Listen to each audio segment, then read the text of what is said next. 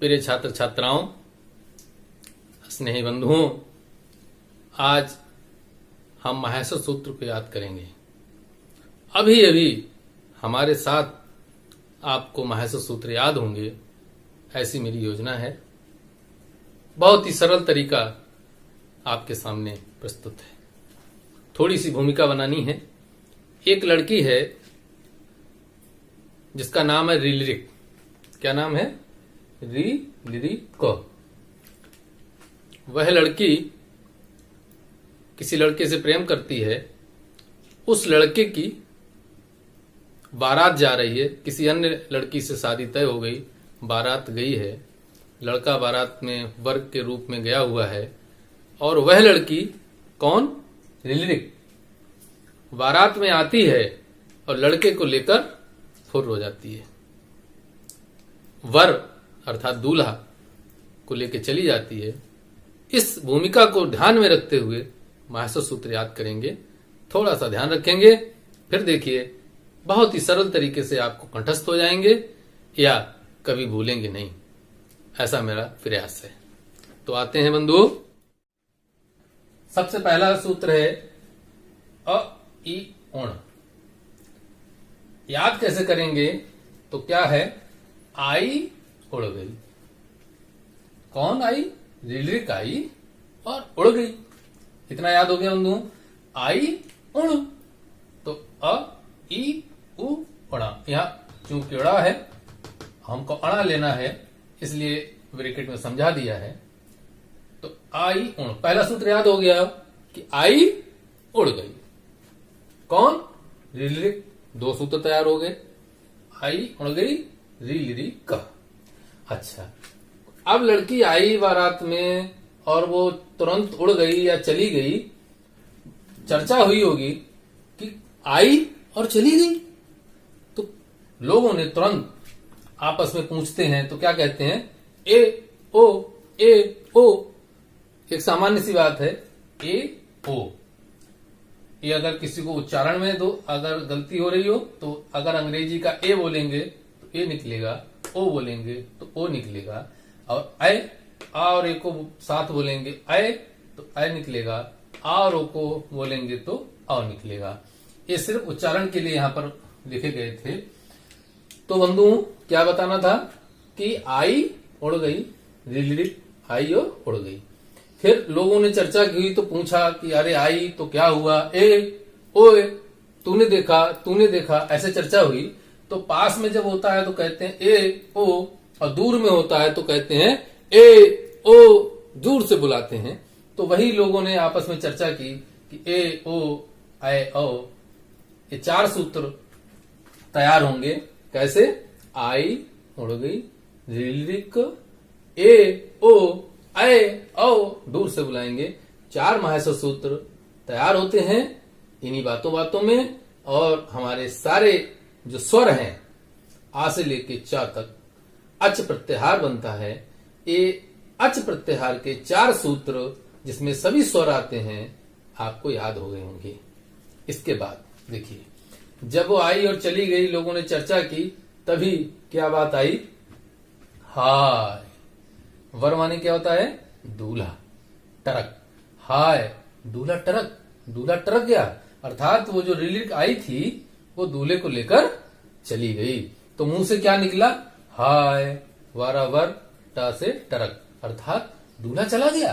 तो जब इतना याद रखेंगे, हाय वर टरक, तो आपको तुरंत याद आ जाएगा क्या? हाय वर ट। देखिए, हाय वर ट याद हो गया। तो जब किसी बारात से दूल्हा चला जाए, जब दूल्हा ही बारात से चला जाए, तो बंधुओं क्या होता है फिर? भाई कन्या पक्ष है, उसे विवाह करना है, तो कन्या पक्ष की भी इसमें अपमान होता है, तो लड़ाई होती है। दोनों पक्षों की लड़ाई हो जाती है। दूल्हा आया और चला गया तो लड़ाई हुई, तो क्या हुआ? लड़ना। अभी आपको याद रखना है कि यहाँ अणा है, उसी को ध्यान में रखना है, तो लड़ाई शुरू होगी। अब जब लड़ाई होती है बंधुओं, तो क्या सुनाई देता है? लड़ाई में कुछ पता नहीं चलता, क्या आवाज आ रही है, क्या हो रहा है, कुछ भी नहीं पता चलता। तो सारे जो आवाज है, यमणनम यमणनम यमणनम, आपको क्या तैयार करना है यहां तक पहले ले लेते हैं लण। यहां तक सभी को समझ में आ गया? एक बार दोहराते हैं सभी लोग। आई उण रीलिक एवं अयच हाय वर टरक हया वर ट। फिर लड़ाई शुरू। जब लड़ाई शुरू हो गई तो यहां पर आएंगे या मांग अण न मा। यहां पर जरा सा आप ध्यान रखेंगे तो हमने पांचों वर्ग लिखे हुए हैं यहां पर। तो यहां पर याद रखने के लिए आपको क्या रखना है ध्यान? पंचम अक्षर हैं ये सभी पंचम अक्षर हैं। ग य अण न मा। तो ये अगर आप भूल भी जाते हैं तो पंचम अक्षर हमारे 7वें नंबर के महत्व सूत्र में आए हैं, ऐसा भी ध्यान कर सकते हैं। तो लड़ाई होती है तो कुछ भी आवाज नहीं आती, तो इस तरीके से आप यहां ध्यान रखेंगे कि सभी पंचम अक्षर यहां पर आए हैं। ऐसे भी याद रख सकते हैं, जब लड़ाई होती है तो 5 उंगलियों से युक्त हाथ, झापड़ भी पड़ता है, घूसा भी चलता है, तो आप इन 5 अक्षर को ध्यान में रख सकते हैं कि पंचम वर्ण यहां पर आया है। अब जब आप पंचम अक्षर पकड़ लेंगे, बस बहुत आसान है। इसके बाद पंचम अक्षर के बाद आपको पता होना चाहिए कि 8वें और 9वें सूत्र में चतुर्थ वर्ण लिखे हुए हैं, ये वाले चौथे घ झ ढ ध फ। देखिए यहां पंचम अक्षर है इस सूत्र में, इसके बाद झ व य घड़ धस, ये चौथे अक्षर हैं।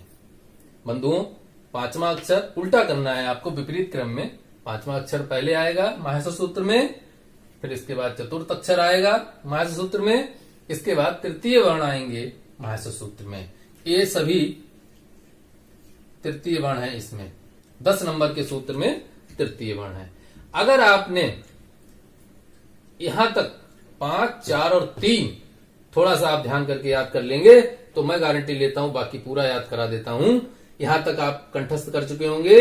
आई उण रील को एवं अयच हय वरट लण यमंग अणनम झवै घड़ धस जब गड़ धस। इन 3 सूत्रों को थोड़ा अभ्यास कर लेंगे पंचम अक्षर, चतुर्थ अक्षर और तृतीय अक्षर के आधार पर। अगर कभी भूलते भी हैं तो याद रखिए पंचम अक्षर पहले, चतुर्थ वर्ण बाद में, तृतीय वर्ण उसके बाद में। अब यहां पर आते हैं, फिर हम उसी बारात से जुड़ते हैं।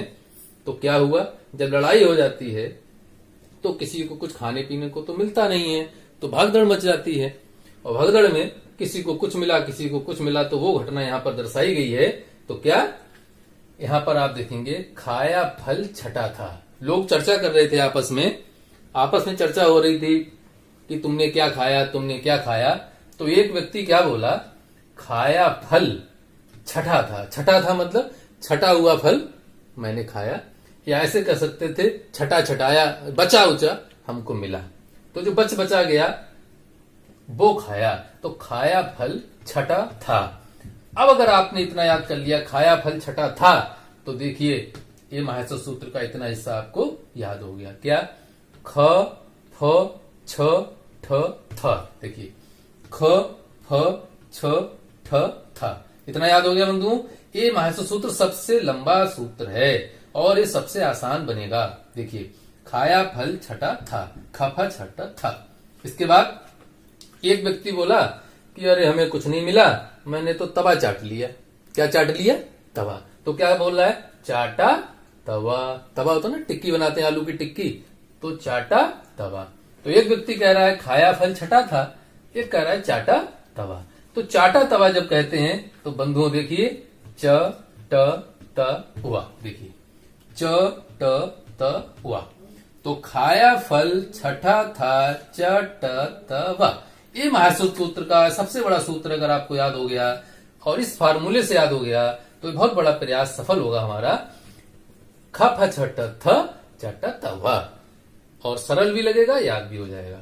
अब बंधुओं अगला भी बहुत आसान तरीका है। क्या, तब जब उस व्यक्ति ने तवा चाटा तो लोग पूछने लगे, भैया तुमने तवा चाटा तो तुम्हें क्या पाया, क्या मिला?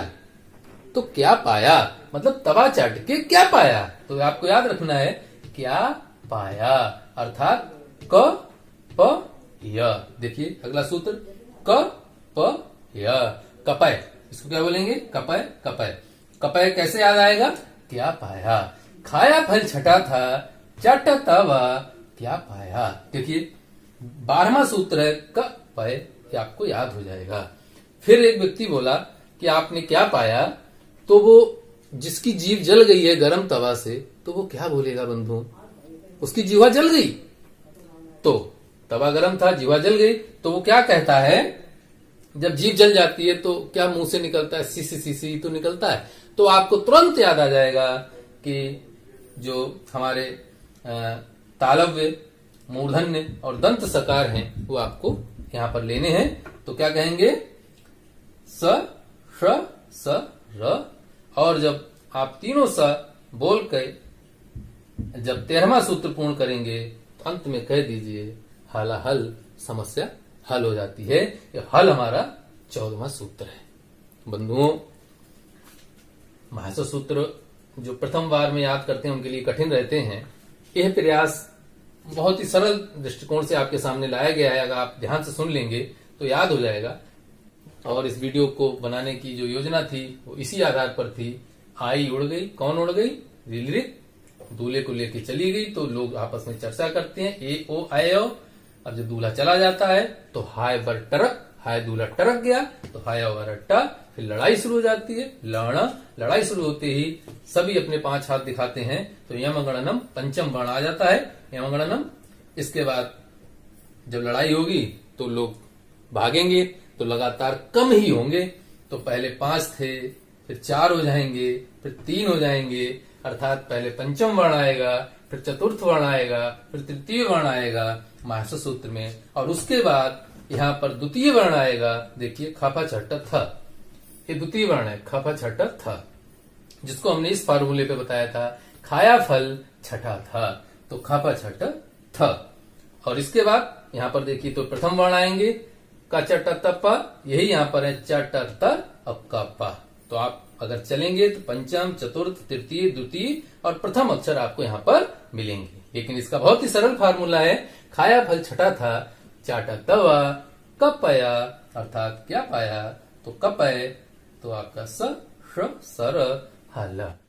बंधुओं, आपको ये सरल तरीका महर्षि सूत्र याद करने का कैसा लगा? एक बात ध्यान रखिएगा, ये केवल एक तरीका है, ये पुस्तकों में लिखा हुआ नहीं है। आप इसको केवल याद करने के तौर पर ले सकते हैं। इसको कहीं इस रूप में ना लीजिए कि ये कहीं साहित्य में लिखा हुआ है, ऐसा नहीं है। केवल एक ट्रिक बोलते हैं जिसको याद करने की, उस रूप में लिया है।